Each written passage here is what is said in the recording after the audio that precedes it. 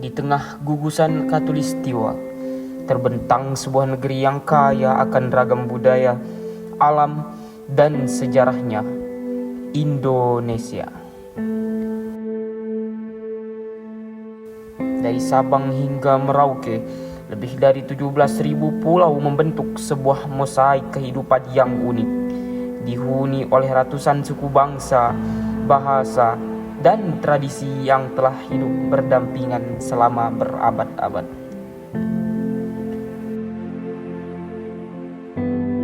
Sebagai negara yang begitu majemuk, Indonesia menghadapi tantangan sekaligus peluang dalam membangun identitas nasional yang inklusif. Disinilah peran kewarganegaraan menjadi sangat penting sebagai perekat yang menyatukan keberagaman suku, agama, budaya, dan bahasa dalam satu kesatuan bangsa. Kewarganegaraan menjadi jembatan yang menghubungkan individu dengan negara, juga memastikan setiap orang merasa diakui, dilindungi, dan diberi ruang untuk berkontribusi dalam membangun Indonesia yang adil dan berkeadilan.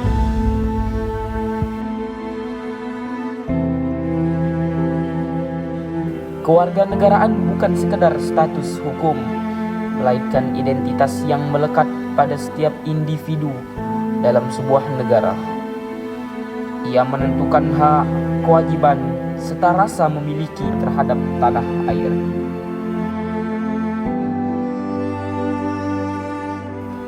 Di Indonesia, konsep kewarganegaraan terus berkembang seiring perjalanan sejarah dan dinamika sosial politik.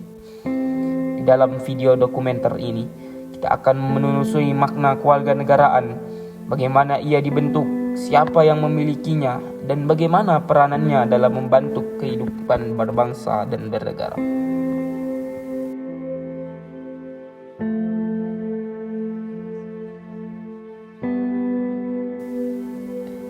Sebagai subjek yang menjalankan praktik kewarganegaraan, warga negara pastinya tidak terlepas dari yang namanya hak asasi manusia, atau biasa yang disingkat dengan HAM.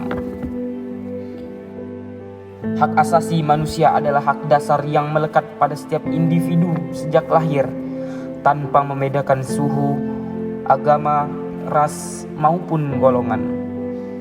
Namun dalam realitanya, pelanggaran terhadap hak-hak ini masih kerap terjadi, baik secara tersembunyi maupun terang-terangan. Di Indonesia, sejarah mencatat sejumlah peristiwa kelam yang meninggalkan luka mendalam bagi korban dan keluarganya. Dalam video dokumenter ini akan menyingkap wajah-wajah lain dari perjalanan bangsa, kisah pelanggaran HAM, suara para penyintas, dan panjang menuju keadilan yang belum sepenuhnya usai.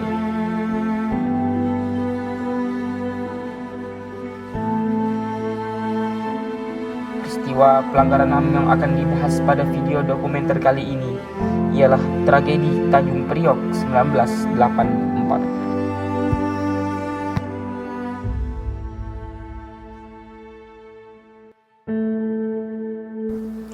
Indonesia, negeri dengan semboyan Bhinneka Tunggal Ika, tapi di balik keberagaman itu, sejarah menyimpan luka. Salah satunya terjadi di sebuah kawasan padat di Jakarta Utara, Tanjung Priok.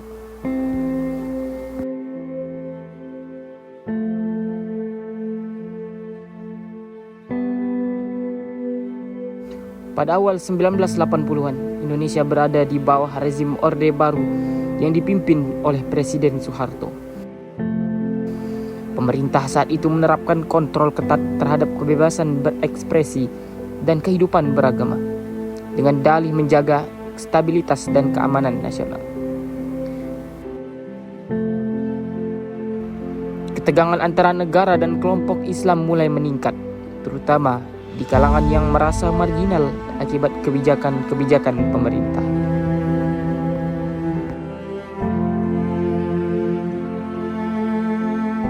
Lalu, apa yang sebenarnya menjadi pemicu awal peristiwa Tanjung Priok ini terjadi?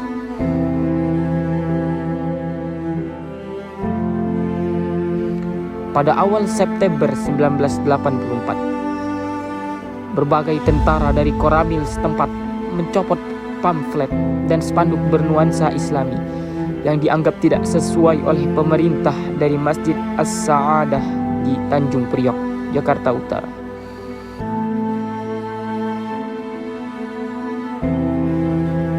Salah satu tentara yang bernama Letda Sutrisno masuk ke masjid tanpa melepas sepatu dan diduga melakukan tindakan yang dianggap menghina kesucian tempat ibadah. Pada bulan September 1984 itulah ada sebuah kejadian yang menjadikan pemicu awal terjadinya peristiwa Tanjung Priok 1984 ini.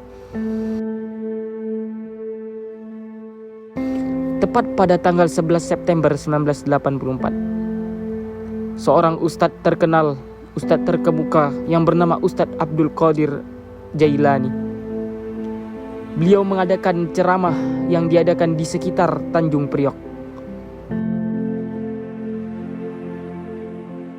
Ceramah ini mengkritik tindakan aparat dan menyerukan penegakan nilai-nilai Islam. Akibat dari isi ceramah yang disampaikan oleh Ustadz Abdul Qadir Al-Jailani tersebut, menyulut semangat masyarakat dan muncul ajakan untuk melakukan protes damai. Selanjutnya pada tanggal 12 September 1984, sekitar 1.500 sampai 3.000 orang dari komunitas muslim di Tanjung Priok melakukan aksi unjuk rasa damai menuju kantor Komando Distrik Militer atau Kodim 0502 di Jakarta Utara. Pada saat itu, massa bergerak dengan damai, membawa spanduk dan meneriakkan takbir. Namun, saat mencapai dekat Kodim, aparat keamanan dari TNI, terutama dari Kopasanda atau Kopassus, menghadang dan langsung melakukan penembakan tanpa peringatan. Penembakan yang dilakukan oleh aparat tersebut berlangsung dengan brutal. Banyak korban yang tewas di tempat. Sebagian besar dari mereka adalah warga sipil yang tak bersenjata.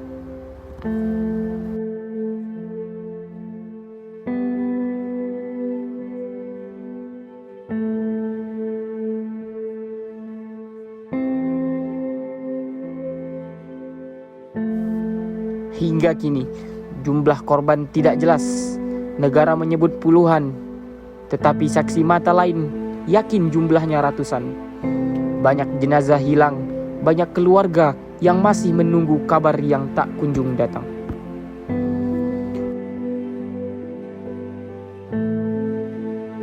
Menurut Komnas HAM dan beberapa sumber independen, korban meninggal diperkirakan mencapai 100 hingga 400 orang.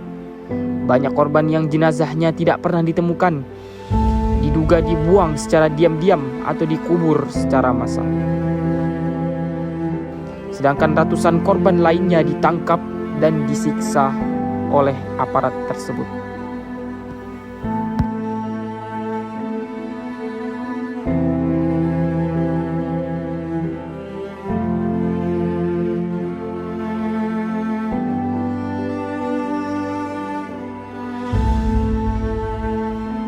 Sebagai upaya untuk mewujudkan keadilan yang tertunda atas peristiwa Tanjung Priok 1984. Setelah reformasi, Komnas HAM menyelidiki tragedi ini.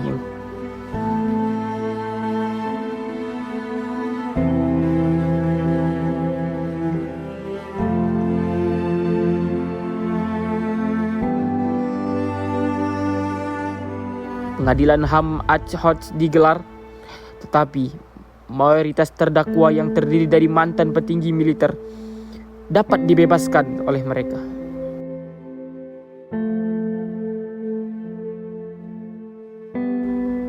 Akibat dari kejadian ini, keadilan terasa jauh dari mata. Banyak aktivis yang mengatakan ini bukan hanya soal masa lalu, ini soal menghormati hak hidup, keadilan, dan martabat manusia.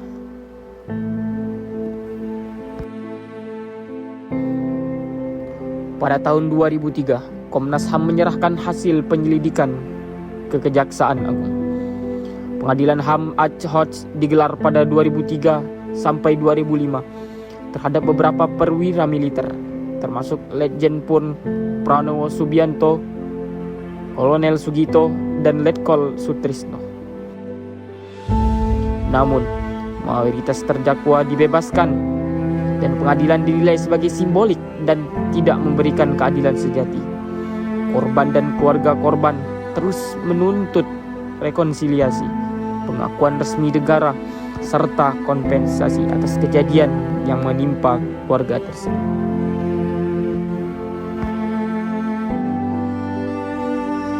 Tanjung Priok bukan hanya luka sebuah keluarga, ia juga merupakan luka kolektif bangsa. Sebuah peringatan untuk bangsa ini bahwa kekuasaan tanpa kontrol bisa menghancurkan nilai kemanusiaan.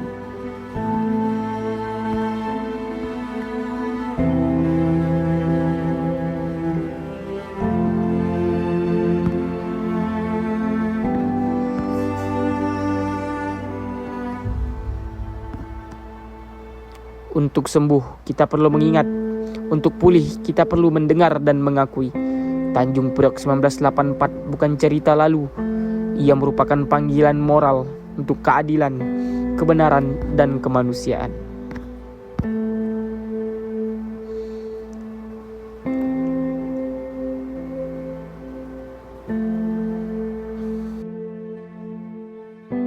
Oleh karena itu, tragedi Tanjung Priok 1984 mencerminkan beberapa hal sebagai berikut. Yang pertama adalah penyalahgunaan kekuasaan militer di bawah rezim otoriter. Yang kedua, kegagalan negara dalam melindungi hak dasar warga negara. Yang ketiga adalah masih lemahnya sistem keadilan transisional di Indonesia dalam menangani pelanggaran HAM berat masa lalu. Peristiwa ini menjadi pengingat penting bahwa perdamaian sejati hanya dapat dibangun dengan kebenaran, keadilan, dan pengakuan atas hak korban.